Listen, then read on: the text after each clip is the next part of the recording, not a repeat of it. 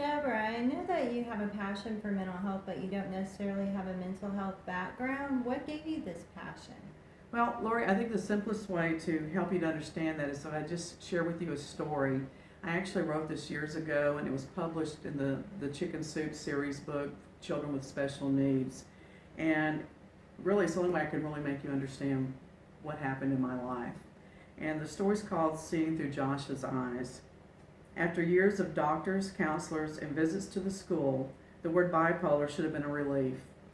My 13-year-old son had always been different and unusual, but the problems had escalated. Even if it was my fault, as one doctor told me, our family and my son needed help, and we weren't getting it. Not until now. The words hung in the air, and I swear I could touch them.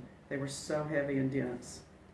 Josh sat with my husband and me as the doctor told us what bipolar disorder is, described the symptoms, and outlined the treatment that was needed. But all I remember hearing that day were two words: bipolar disorder. After our meeting, my son and husband were picking up some literature and filling out paperwork, so I offered to go warm up the car. There was snow on the ground. I remember feeling like my whole life was in a frozen picture. I couldn't think. I couldn't breathe. I couldn't cry. I was numb. At that very moment, my husband and son jumped into the car, and I remember looking into the rearview mirror and seeing my son grinning ear to ear. He jumped into the seat and said, "Mom, let's go celebrate."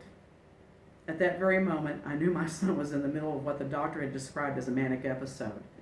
Why else would he say something so ludicrous?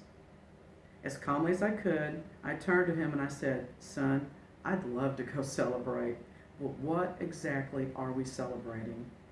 And with the most sincere voice I've ever heard, he looked me in the eye and said, "Don't you get it, Mom? We're celebrating because I'm sick. I'm not evil." It was in that moment I realized it was time for me to start seeing things the way my son did. I thought we had been striving for normalcy, but all along he had been fighting for his soul.